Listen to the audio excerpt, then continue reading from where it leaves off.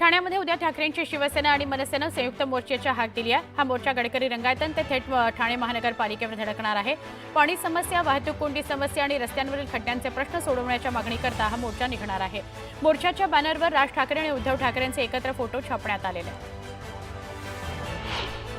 मुख्यमंत्री देवेंद्र फडणवीस दिल्लीच्या दौऱ्यावर आहेत। भाजपा केंद्रीय निवडणूक समितीच्या बैठकीला ते हजेरी लावणार आहेत। पंतप्रधान नरेंद्र मोदी आणि भाजप राष्ट्रीय अध्यक्ष जे.पी. नड्डांच्या नेतृत्वाखाली ही बैठक होणार आहे।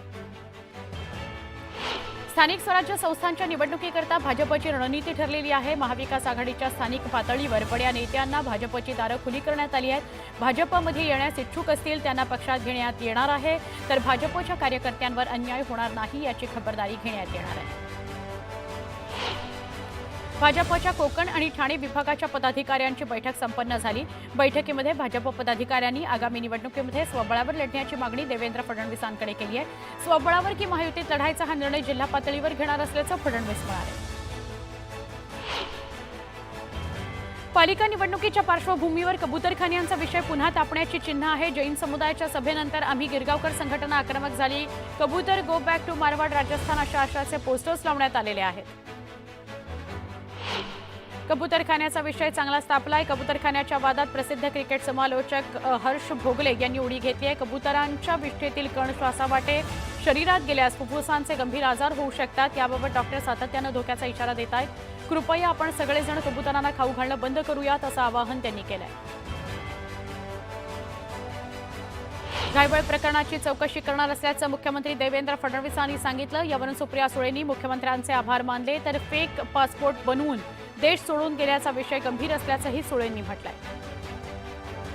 अकोल्यामध्ये राष्ट्रवादी काँग्रेसचे आमदार संग्राम जगताप यांच्या विरोधात पोलिसात तक्रार दाखल करण्यात आली आहे। सोलापुरातील मोर्चामध्ये केलेल्या वादग्रस्त वक्तव्याविरोधात शरद पवारांच्या राष्ट्रवादी काँग्रेसने ही तक्रार दाखल केली आहे। दरम्यान सखोल चौकशी करून कारवाईचं आश्वासन पोलिसांनी दिलं आहे।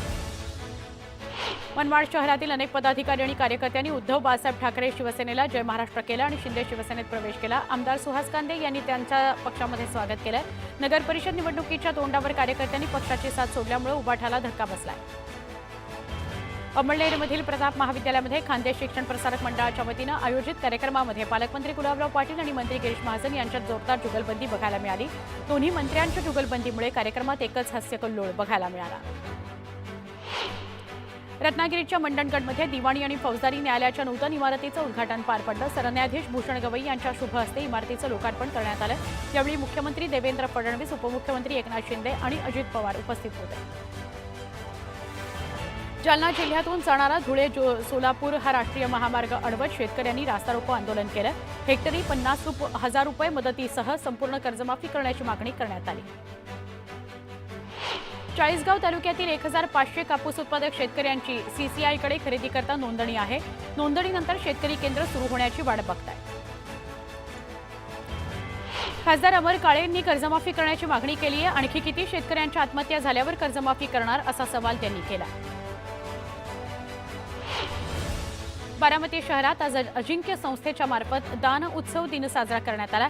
यावेळी गरजूंना कपड्यांचं वाटप करण्यात आलं।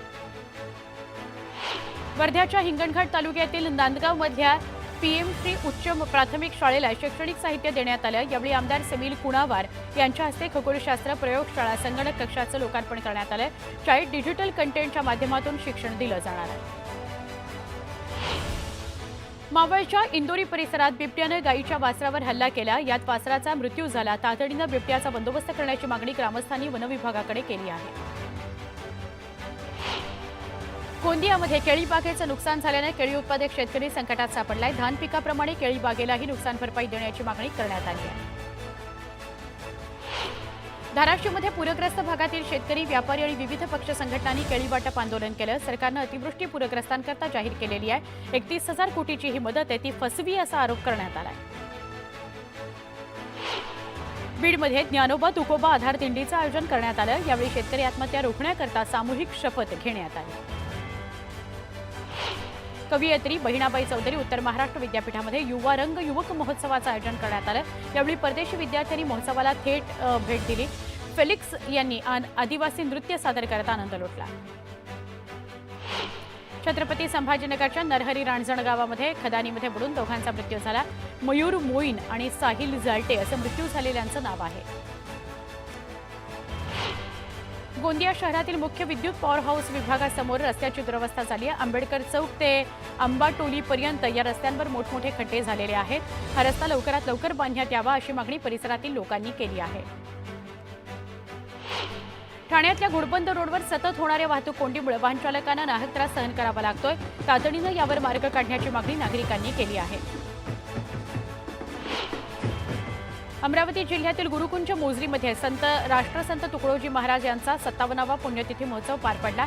यावेळी देश विदेशातून झालेल्या लाखो भक्तांनी तुकडोजी महाराजांना मौन श्रद्धांजली अर्पण केली। पुण्यामध्ये रात्री उशिरापर्यंत पबमध्ये मद्य विक्री केली जाते। मनसेनं त्याचा पर्दाफाश केला। पहाटे 3 वाजेपर्यंत दारू विक्री सुरू होती असा आरोप करण्यात आला। तक्रारीनंतर उत्पादन शुल्क विभागानं धाड टाकून पब बंद केला। उपमुख्यमंत्री अजित पवार यांच्या उपस्थितीत पुणे जिल्हा शिक्षण मंडळाची सर्वसाधारण सभा पार पडली। पुणे शिक्षण मंडळ संचालित शाळेमध्ये प्रावीण्य मिळवलेल्या खेळाडूंचा सत्कार करण्यात आला। वर्ध्याच्या कारंजा तालुक्यातील नारा ते कारंजा मार्ग सिमेंटीकरणाकरता 1.5 वर्षांपासून खणून ठेवण्यात आलेला आहे। नागपूर ते अमरावती महामार्गाला जोडणाऱ्या या रस्त्याचं काम कासव गतीनं सुरू आहे। वाहन चालकांना अनेक अडचणींचा सामना त्यामुळे करावा लागतोय। बुलढाण्याच्या संग्रामपूर तालुक्यातील सोनाळा टुनकी या रस्त्यावर केळीचा ट्रक उलटला। या अपघातामध्ये 2 जणांचा जागीच मृत्यू झाला। 6 जण गंभीर जखमी झालेले आहेत।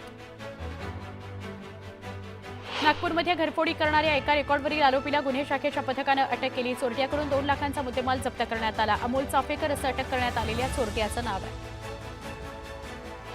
हातात सुरा घेऊन रील बनवून पोलिसांना चॅलेंज करणं 5 तरुणांना चांगलंच महागात पडलंय। पोलिसांनी 5ही तरुणांवर कारवाई केली आहे। दरम्यान त्यांना कायद्याची जाणीवही पोलिसांनी करून दिली। पुण्यातील वानवडी पोलिसांनी स्थानिक भागातील अट्टल गुन्हेगारांना भर रस्त्यात उठाबशा काढायला लावल्या। त्यांची धिंड काढली। यातील काही जण मकोकाचे आरोपी आहेत। नाशिक जिल्ह्यातील कळवणला पोलिसांवर दगडफेक करून फरार झालेल्यांची पोलिसांनी धरपकड सुरू केली। आतापर्यंत 14 संशयित आरोपींना पकडून त्यांची धिंड काढण्यात आली। मनाचे श्लोक हा चित्रपट पुण्यामध्ये प्रदर्शित झाला। काही हिंदुत्ववादी संघटनांनी आंदोलन करत हा शो बंद पाडला। या प्रकरणी 7 ते 8 जणांवर गुन्हा दाखल झालाय। भाजपच्या उज्ज्वला गौड आणि त्यांच्या इतर कार्यकर्त्यांवर गुन्हा दाखल करण्यात आलाय। पुण्यातील मार्केट यार्ड परिसरामध्ये घरफोडी करण्यात आली। घरफोडी करत व्यापाऱ्याच्या घरातून सोनं आणि रोकड लंपास करण्यात आली। चोरीची घटना सीसीटीव्हीत कैद झाली आहे। मुंबई नाशिक महामार्ग